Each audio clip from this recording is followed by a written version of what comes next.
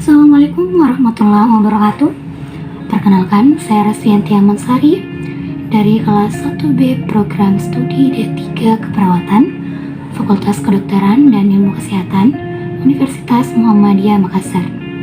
Saya membuat video ini dengan tujuan untuk melengkapi tugas saya di mata kuliah Ilmu Biomedik Dasar dengan dosen pengampu Ibu Ratna Mahmud dengan judul materi sistem integumen. Kulit merupakan lapisan tubuh yang terluar yang berhadapan langsung dengan lingkungan sekitar. Sistem integumen merupakan lapisan luar yang sebuah organisme atau organ, misalnya kulit pici, cangkang, atau kulit basah. Integumen membuat lapisan terluar pada tubuh. Integumen terdiri dari 3 struktur. Pertama epidermis, kedua dermis, yang ketiga jaringan subcutaneus. Jaringan epidermis terdiri atas lapisan epitel yang pipi dan berlapas. Unsur utamanya adalah sel-sel tanduk, keratinosit, dan sel melanosit. Kedua adalah dermis. Dermis terdiri atas stratum papilar dan stratum reticularis. Jaringan subcutaneus mengandung sejumlah sel lemak. Mari kita ulas satu persatu lapisan-lapisan yang ada dalam struktur integumen. Pertama, lapisan epidermis, lapisan stratum basal, lapisan stratum spinosum, lapisan stratum granulosum, lapisan stratum lucidum, lapisan stratum corneum. Dan lebih lengkapnya, mari kita bahas stratum basal. Stratum basal terdiri dari lapisan basal atau germinatium yang disebut stratum basal karena sel-selnya terletak di bagian basal. Stratum germinativum menggantikan sel-sel di atasnya dan merupakan sel-sel induk. Stratum spinosum. Yang kedua adalah stratum spinosum. Lapisan ini merupakan lapisan yang paling tebal dan dapat mencapai 0,2 mm dan terdiri dari 5-8 lapisan.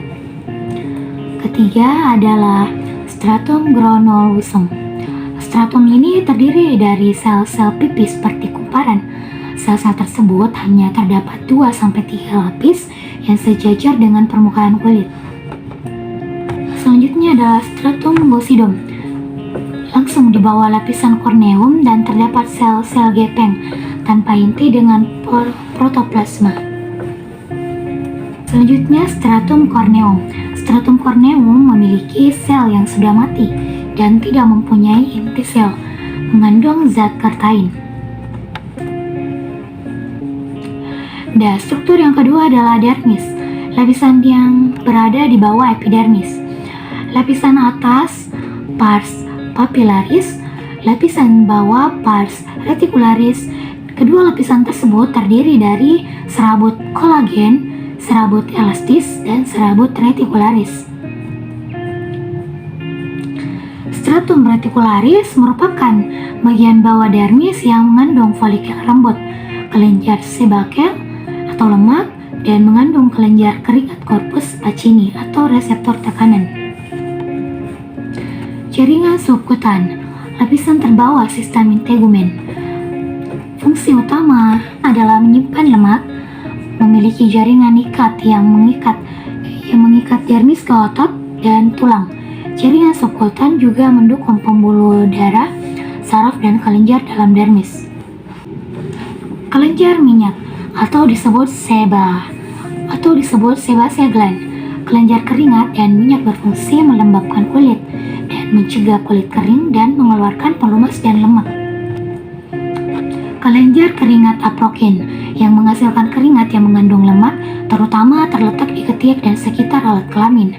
Aktivitas kelenjar menghasilkan bau karena bakteri memucak komponen kelenjar apocrine. Kelenjar keringat ekrine tersebar di seluruh permukaan tubuh, lebih banyak di telapak tangan, kaki, dan wajah. Air yang bercampur garam berfungsi sebagai pengatur tubuh. Fungsi kulit, fungsi sekresi. Fungsi kulit terdiri dari fungsi sekresi, menjaga bagian dalam tubuh dan gangguan fisik dan kimiawi. Misalnya sengatan UV, kuman, bakteri, lisol, kalpol, infeksi, dan lain-lain.